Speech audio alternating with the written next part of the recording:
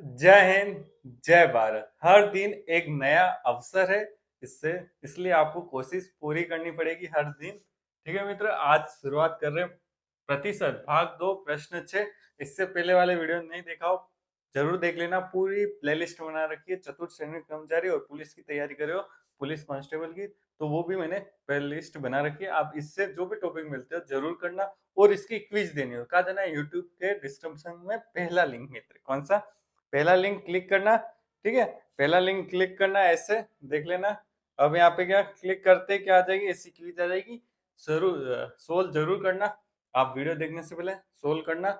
आपको लगेगा कि प्रश्न अच्छे है और मेरी प्रैक्टिस कैसी है मित्र। ठीक है, छठा प्रश्न अब आपकी स्क्रीन पे यहाँ क्या है मित्र। ठीक है, प्रश्न क्या कह रहा है, पढ़े, पढ़ते हैं और करते हैं मित्र। प्रश्न बहुत अच्छा है मित्र, ऐसे प्रश्न आपके एग्जाम में आते हैं और थोड़े कॉन्सेप्ट आपके अच्छे होंगे तो ये प्रश्न बहुत सरल हो जाएंगे। डायरेक्ट अपन ट्रिक से और कॉन्सेप्ट दोनों बताऊंगा, आराम से हो जाएगा। क्या प्रश्न कहता है, एक शहर में वर्तमान जनसंख्या कितनी? 18,335 है। ठीक है, वर्तमान मतलब अभी की। ठीक है, पहले वर्ष में पहले वर्ष में क्या हो रहा है मित्र? पहले वर्ष में 25% वृद्धि होती है। वृद्धि को प्लस कर दिया और 25% वृद्धि कर दी।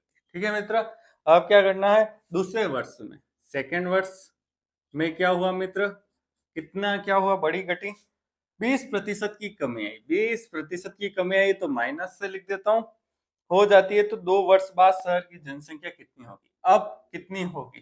ठीक है, वर्तमान में इतनी है, पहले साल इतनी बढ़ी, दूसरे साल इतनी घट गई। अब दूसरे साल के बाद पूछ रहा है कि आपको कितनी जनसंख्या है मित्र। ठीक है, अब इसको कैसे करेंगे मित्र? देखो कैसे करेंगे, बहुत अच्छा है। एक मेथड होता है क्रमागत मेथड। ठीक है, कौन सा तरीका है? क्रमागत तरीका, एक के बाद एक तरीका। क्रमागत मतलब एक के बाद एक। कैसे करते देखो, इसका एक सूत्र मित्र याद कर लेना। जो भी चिन्ह आए उसको प्लस आए तो प्लस, ठीक है, फिर प्लस आए माइनस, कुछ भी आए, ठीक है, इसको दोनों को लिखना है। प्लस के साथ आए प्लस के साथ, प्लस यानी वृद्धि, माइनस यानी घटा। फिर इन दोनों चिन्हों का जो यहाँ पे आया है, इन दोनों का गुणा होगा तो प्लस प्लस का गुणा माइनस होता है और माइनस माइनस का गुणा भी प्लस होता है। ठीक है, इन दोनों का गुणा बटे 100। ठीक है, ये स्टैंडर्ड सूत्र है। चिन्ह यहाँ बदलते रहेंगे। ठीक है, चिन्ह जैसे अगर प्लस का गुणा इस माइनस से करते, ठीक है, प्लस का गुणा इधर माइनस से करते तो क्या आ जाएगा मित्र? माइनस आ जाएगा। माइनस गुणा प्लस से करेंगे तो माइनस आ जाएगा। ठीक है, इन चिन्ह का गुणा करना, जो यहाँ ए और बी का चिन्ह है वो गुणा करके यहाँ लिखना और उन दोनों का गुणा करना। यहाँ पे कोई फिक्स नहीं रहेगा, ये चिन्ह कोई फिक्स नहीं रहेगा। प्लस का मतलब वृद्धि, माइनस का माइनस, माइनस का मतलब कमी। ठीक है मित्र, कौन सा तरीका है? एक के बाद एक तरीका। ठीक है, अब अपन करते बहुत सरल। देखो क्रमागत मेथड क्या है, पूरे मैथ्स में कंपटीशन एग्जाम का एक क्या कहते हो, जान है। जान क्या है? ये जान है। इस तरीकों को आप सीख गए, कहाँ काम आता है? प्रतिशत में, लाभ हानि में, सरल ब्याज, चक्रवृद्धि ब्याज में काम आता है, क्षेत्रफल आयतन है उसमें काम आता है। ये क्रमागत तरीका। ठीक है, इस तरीके को आप सीख लेना। अभी तक आपने नहीं देखा है तो देख लेना, बहुत सरल, बहुत अच्छा। देखो कर लेते हैं कैसे। देखो 25 एक ही जगह क्या लिख दिया, 25 प्लस का 25, बी की जगह क्या रखना है? -20, माइनस भी रख दिया। अब इसका और इसका गुणा, प्लस माइनस माइनस होता है और 25 का गुणा 20, 25 का गुणा 20 है, बटे हुए में 100। ठीक है, यहाँ तक आप समझ में आ गया। अब इसको सोल्व करें, एक जीरो से एक जीरो काट दे। ठीक है, 25 में से 20 गए, देखो प्लस में से माइनस गए तो माइनस, 25 में से 20 गए तो 5। चिन्ह किसका आएगा? 25 का, बड़ी संख्या का चिन्ह आएगा तो प्लस। ठीक है मित्र, अब 25 इंटू 2 कितने होते हैं? 50 होते हैं, बटे 10 से, और यहाँ चिन्ह क्या? माइनस का। ठीक है मित्र, माइनस। अब क्या करें, एक जीरो से एक जीरो कट गया। अब 5 में से 5 घट गए, 5 में से 5 गए तो कितने रहा? 0% वृद्धि हुई या कमी हुई? ठीक है, कमी हुई। 0% वृद्धि हुई और 0% कमी हुई, रहेगा तो वही मान। कितना रहेगा? 18,335 आंसर रहेगा। ठीक है, यह मैंने समझा है। कौन सा आंसर राइट हो गया? The answer, answer right. ये तो मैंने समझा इसलिए इतना टाइम लगा, बाकी ये डायरेक्ट ये करना था, लिखना था और काट पिटा के कितना 0% आता, मतलब कोई चेंज नहीं होगा। ठीक है, इसमें एक कॉन्सेप्ट है 25% वृद्धि हुई तो कैसे कर सकते हैं इसका? एक मेथड और है मित्र। क्या? एक मेथड और है, इसको मिटा दो। नहीं, क्या मिटाना, डायरेक्ट बता देता हूँ। इसका गुणा करना है। देखो 25% बढ़ी, किस पे बढ़ी? 100 पे बढ़ी, तो 100 का मान तो ये है बटे में, और कितना बढ़ा? 125। फिर घटी कितने पे घटेगी, 100 पे घटेगी, ये 100 पे कितनी हो गई 80%, ठीक है। कितने हो गए 80% निकालना है, ठीक है। 100% ये मान और घटी कितनी 20%, 100 में से 20 घटे तो 80% बची। ये डायरेक्ट इससे भी आंसर करोगे तो यही आएगा मित्र, ठीक है। पर ये वाला मेथड मुझे बहुत अच्छा लगता है, इस तरीके से बहुत सारे प्रश्न होते हैं। अब प्रश्न नंबर कौन सा 7, आगे बढ़ते हैं मित्र, ठीक है।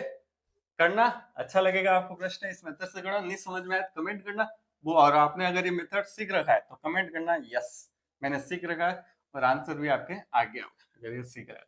नहीं सीख रखा है कोई बात नहीं, बिल्कुल आपको सीखना है मेथड, मैं रिकमेंड करता हूँ 100% आपको ये करना चाहिए ये मेथड, तभी आपका मैथ्स में छोटी छोटी चीजें अच्छी होगी। छोटी छोटी चीजों से ही बड़ी चीज बनती है मित्र, ठीक है। ईट पत्थर से पूरा मकान बन जाता है मित्र, ध्यान रखना। ऐसे ये छोटी छोटी चीजें हैं तो आपका मकान बिल्कुल नौकरी लग जाएगी। प्रश्न 7 क्या कहता है, अब तो आप कर लोगे पर तो भी मैं आपको बता देता हूँ कैसे हो गया। प्रश्न 7, एक शहर में वर्तमान जनसंख्या कितनी 21,200, कितनी 21,200। फिर कह रहा है प्रथम वर्ष में 20% वृद्धि हुई, दूसरे वर्ष में 20% कमी हो गई, तो 2 वर्ष के बाद जनसंख्या कितनी होगी।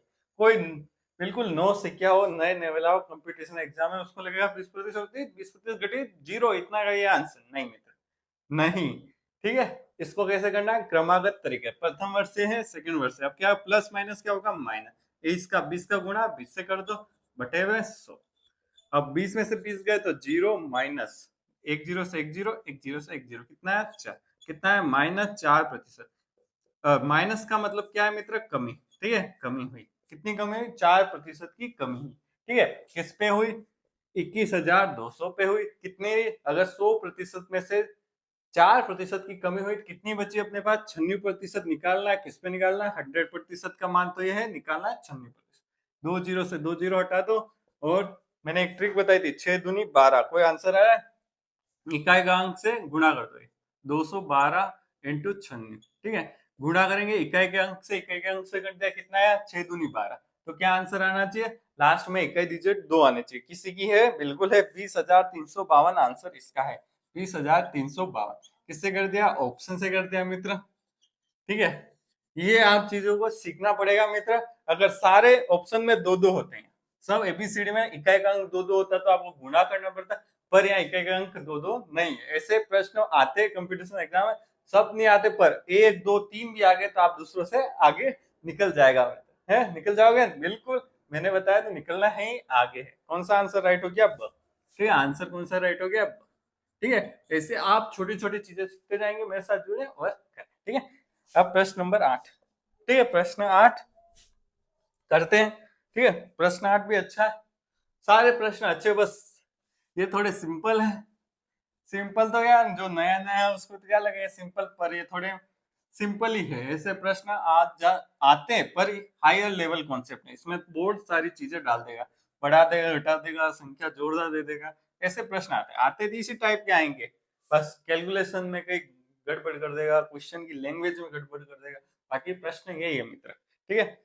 अब प्रश्न नंबर कौन सा 8वां पढ़ते हैं और करते हैं, क्या प्रश्न कहता है, ठीक है, पढ़ते हैं और करते। एक परीक्षा में, ठीक है, एक परीक्षा में पास होने के लिए 45% अनिवार्य है, कितने प्रतिशत अनिवार्य है पास के लिए 45%, ठीक है। फिर क्या हुआ, मोहन ने 38% अंक प्राप्त किया, मोहन मिस्टर एम ने कितने प्रतिशत प्राप्त किए, खूब पढ़ाई करी, पर कंपटीशन एग्जाम में 45 चाहिए तो आए कितने 48%, कितने कितने प्रतिशत, हाँ 38% आए, वो 35 अंकों से फेल हो गया, 35 अंक है मित्र, ठीक है, ये क्या है अंक है, ठीक है, अंक से फेल हो गया। अधिकतम कितने अंक प्राप्त कर सकता है, अधिकतम मतलब 100%, अधिकतम क्या होता है प्रतिशत में, अधिकतम कितना होता है 100% से ऊपर कोई होता है क्या मित्र, 100.1 100.0001 नहीं हो सकता, अधिकतम प्रतिशत में 100% ही हो सकता है जब आपको अंक में पूछा हो, मतलब प्रतिशत में के रखा। अब मित्र ध्यान देना, कितने अंक से फेल हुआ, वो फेल हुआ 35 अंक से, ठीक है। अपन को 2 डाटा दे रखा, पास का और उसने प्राप्त किया, तो अंतर कितना है मित्र, अंतर निकालना कितना प्रतिशत अंतर? कितना 5 और 2 7% का अंतर है। ये अंतर किसके बराबर है? 35 के बराबर। समझ में आया मित्र? एक बार आप समझना, देखो 5 के लिए 45 चाहिए, आए 38, कितने अंक से फेल हुआ? 35 अंक से। अंतर कितना है? 7%। किसके बराबर है? 35 के बराबर। अपन को निकालना है कितना है? 100%। मेरी फेवरेट ट्रिक क्या है? निकालना है वो उसको ऊपर रखो जो दे रखा है, इसी पेट इकाई में प्रतिशत है तो यही प्रतिशत, 7% का मान कितना दे रखा है? 35, वो गुना जो मान दे रखा है उसका गुणे में करना है, ठीक है। और जो दे रखा है वो उसको नीचे, उसका मान ऊपर गुणे में, और निकालना है वो उसका ऊपर गुणा। 7 पंजे 35, कितने आंसर आया? 500 आंसर आया। अधिकतम मार्क्स कितने हैं? 500 है। कौन सा राइट हो गया? ब। आपको मेरे से कोई भी शिकायत तो हो, कमेंट करना, कैसा लगा कमेंट करना, फीडबैक देना, ठीक है मित्र। फिर कौन सा प्रश्न आ गया? 9वां प्रश्न। अगर आपको इसके हाई लेवल के प्रश्न करने हैं तो पटवार में मैंने जोरदार प्रश्न करा रखे प्रतिशत के, बहुत अच्छे लेंदी है। आपने एक बार कर लिया वो प्रश्न तो समझना आपका कॉन्सेप्ट क्लियर है, ठीक है। अच्छे प्रश्न थे वो सब, पर ये क्या है, बेसिक्स है। आपके बेसिक से एक बार स्टार्ट करें, और वैसे भी प्रश्न करेंगे, पर आपके वैसे प्रश्न आए नहीं आए कोई जरूरी नहीं है। मॉडरेट लेवल तक अपन को प्रश्न का लेवल रखना है, और वो सब आपको सीखने हैं। मैथ्स में प्रैक्टिस करोगे उतना अच्छा रहेगा। अब प्रश्न नंबर 9वां आंसर करें, कमेंट करें, और ये कैसे लग रहे हैं प्रश्न ये भी कमेंट करें। आपको समझ में आ रहा है यस और नो लिख के कमेंट करें, जिससे पता चले कि मैं मेहनत कर रहा हूँ आपके लिए। तो आपको कैसा लग रहा है? सब कुछ आप ही है। आपको ये वीडियो कैसा लग रहा है, इंपॉर्टेंट बात ही है। मेरे को तो आते हैं, मैं तो नौकरी लग चुका हूँ, पर आपको कितना आता है? आपको वीडियो कैसा लगा कमेंट करना। अच्छा करो अच्छा, बुरा करो तो भी कोई बात नहीं, पर वो सब चीज मुझे सीखने के लिए है। क्योंकि बुरा कमेंट करोगे तो मैंने कुछ ना कुछ ऐसी गलती की होगी, वो आपको बुरी लगी होगी। तो आप कमेंट करें, उससे मुझे पता चलेगा। बाकी तो कैसे पता चलेगा अगर आप कमेंट नहीं करते? तो कमेंट जरूर कर। 9वां प्रश्न, एक मतदान में जीतने वाले उम्मीदवार ने, ठीक है, 55% मत प्राप्त किए, ठीक है। अब क्या होगा? एक चुनाव हो गया, उसमें कितने मत प्राप्त किए? विजय वाले ने विक्ट्री हुई 55% से, ठीक है। और क्या कह रहा है? वह 630 मतों से विजयी रहा, ठीक है। किससे विजयी रहा? किससे विजयी रहा वो?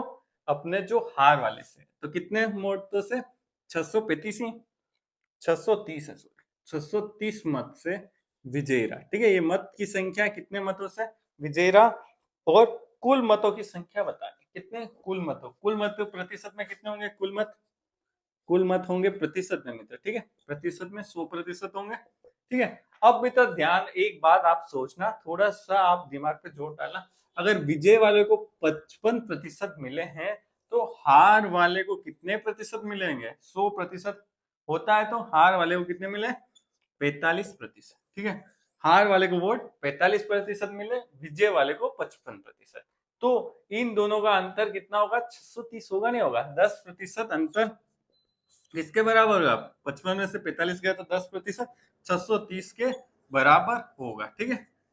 समझ में आया? देखो, हार से विजय कितने वोटों से जीता? 630 वोटों से। मतलब इसका और इस प्रतिशत का अंतर कितना है? 10% है। 10% वोट किसके बराबर है? 630 वोट के बराबर। अपन को निकालना कितना? 100%। 100% निकालो, कितने दे रखा है? हाँ, 10% का मान कितना दे रखा है? 630, ठीक है। एक जीरो से एक जीरो हटा दो, कितना है? 63 कुल वोट मतदान हुआ है, ठीक है मित्र। 6300 कुल मतदान हुआ, तो आंसर कौन सा राइट हो गया? द आंसर राइट हो गया, ठीक है मित्र। समझ में आ गया होगा, बहुत सरल है। बस आपको कॉन्सेप्ट डेवलप हो गया तो आराम से दे दनादन प्रश्न कर सकते। अब प्रश्न 10, ठीक है। कौन सा? 10वां प्रश्न, ठीक है। 10वां प्रश्न क्या कहता है? बिल्कुल पढ़ते हैं और समझाते हैं, ठीक है। 10वां प्रश्न आप कॉन्सेप्चुअल है, आपको समझना पड़ेगा, ठीक है। एक बार आप समझ गए तो प्रश्न कैसा भी आ जाए आप कर सकते हैं, ठीक है। ठीक है, हाँ बिल्कुल आप कर सकते हैं। बस एक बार आपको समझना है, प्रश्न हो गया। समझ गया तो प्रश्न हो गया। बस आपको एक बार पेन प्रैक्टिस करनी होगी, पेन पेपर पे प्रैक्टिस करनी पड़ेगी। आगे देखने से तो कुछ नहीं होता। ठीक है, आप करें। एक दुकानदार अंकित मूल्य पर 15% छूट देता है, ठीक है। अंकित मूल्य, अंकित मूल्य, लाभ हानि मैंने पढ़ा रखी है, आप जाए देखें। अंकित मूल्य, विक्रय मूल्य और क्रय मूल्य, 3 मूल्य है जीवन के जो आपको गणित में सीखने पड़ेंगे। अंकित मूल्य, विक्रय मूल्य और क्रय मूल्य, ठीक है। क्या कह रहा? 15% की छूट देता है। क्या देता है? छूट।